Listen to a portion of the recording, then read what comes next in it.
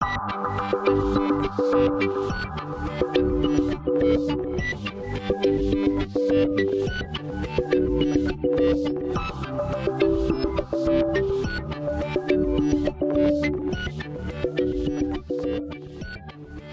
Dan Brown and welcome to Oswestry.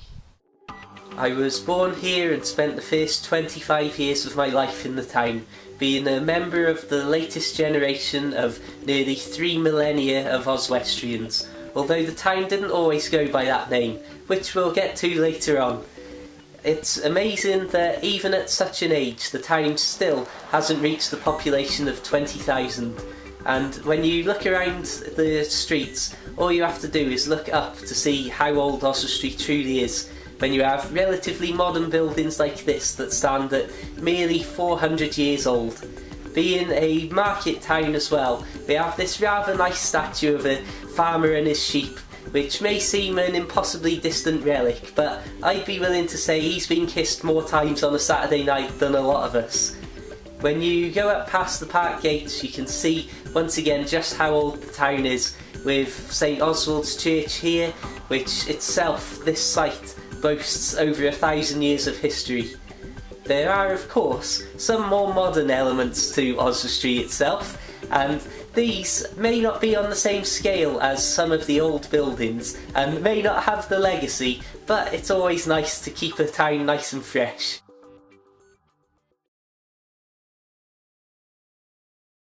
A quick glance on Google Maps can sum up just how small Oswestry really is, but that still represents a huge growth from that hilltop.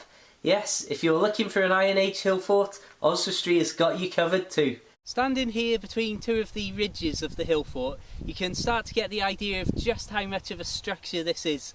And it's even more incredible to consider that there's been a community in this area for nearly 3,000 years. Now, I'm not going to go into the wild ancient history deep off in the past, because unfortunately I have already done just that about 4 years ago, when a very shy Dan Brown took to the camera and gave an extremely wooden performance on the subject.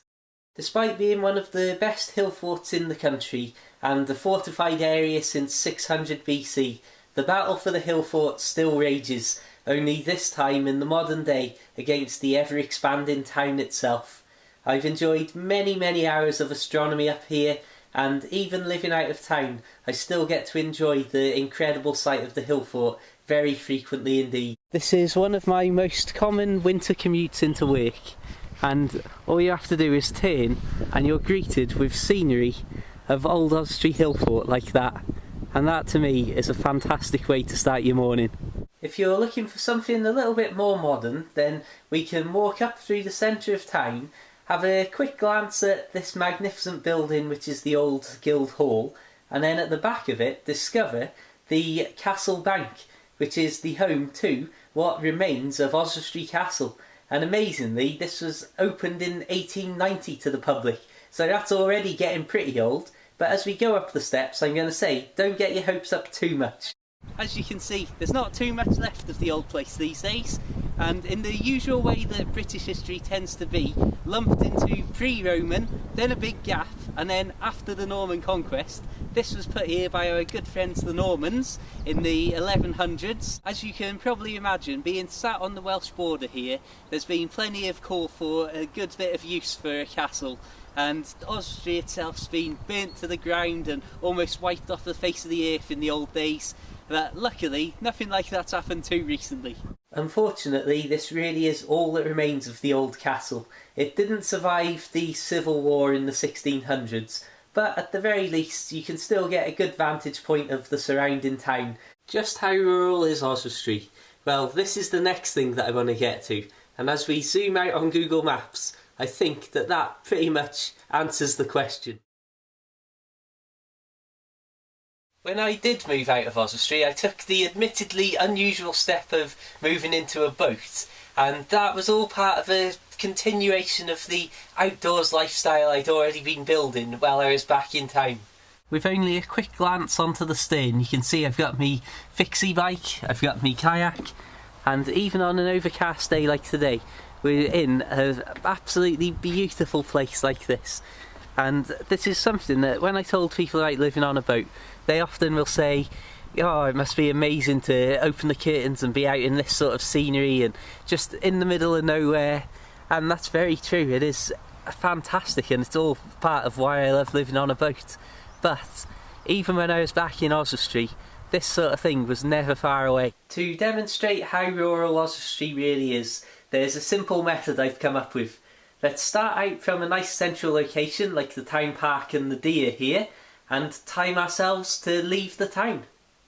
Barely 5 minutes into the walk we reach our first place of interest, and this goes back to the naming of Oswestry and the sort of origin story of that. You can see we've got this little spring here that's been bubbling away long before I ever came on the scene. The story goes that when King Oswald lost the Battle of Maserfield in 642 to King Penda of Mercia, he was tied to a tree, dismembered, at which point an eagle came down, picked up one of his arms, flew off with it, but dropped it on this site. And from that moment on, apparently, this spring has been flowing.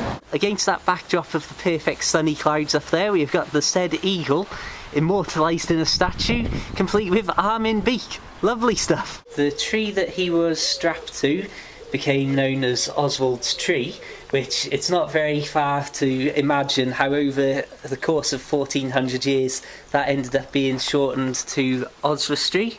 The Welsh name for Oswestry, Croesoswalt, translates as Oswald's Cross, which is another variant of the tale, but as you can imagine, over 1400 years there's all sorts of little variations and streams come off it. Let's start the clock again and start walking. We're right by what I call the first field, and we are even still under the 13-minute mark.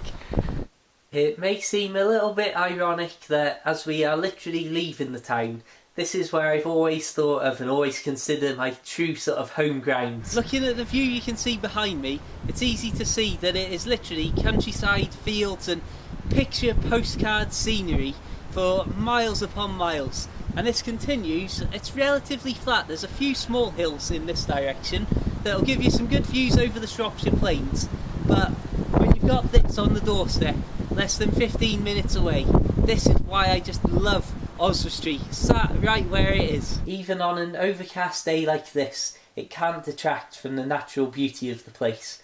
But when you can get out there on a perfect sunny day with a nice blue sky above you, then as you can see, it really opens up into that perfect postcard scenery that I mentioned. If you say that this area here is about half an hour, maybe 35 minutes walk away from the town centre, and already with very little elevation you've got views like that, it's just another reason why I love this whole place. And if we did take a few steps further uphill, you can start to see just how flat Shropshire is and how far away into the distance we can see, because there's nothing like, say, a giant mountain blocking our view.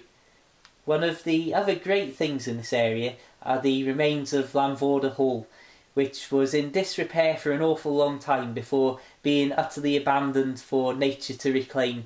And you can see how the trees have grown through the old brickwork, and the old stonework has influenced the growth of the land around it. And this to me just looks like the perfect fantasy film set, ready for Hollywood. The local hill that this is all on the foot of is known as the Racecourse, which is not a huge hill or anything like that, but probably about a 7-mile round walk, maybe a little further, taking 2.5 to 3 hours. It's something that I've done hundreds of times in the past, and even following the road up round on my bike is fantastic. And rather terrifyingly and stupidly, I've even managed to hit 60 miles an hour on my bike coming down the steep road down. Speaking of bikes, I'd like to hop on mine and show you one last place before we wrap this video up. We're heading out to the opposite side of town now, and again this is barely any minutes travel, and this is a place called Middleton Pool, where once again the walking and biking that I've done down to here with me telescope on me back to do some astronomy is just countless hours. And just looking at this as scenery, that's, well, what a place to see shooting stars and look at the moon. And yet I was never more than about 15 minutes from home. What does Oswestry mean to me? Well, history and scenery like this for miles on end. And there's not much more than that I would ever ask for. I'll say thank you for watching, subscribe as I've got plenty more Shropshire videos to come, and farewell. Until the next time, have a fantastic day, and if you're from the area, perhaps I'll see you around.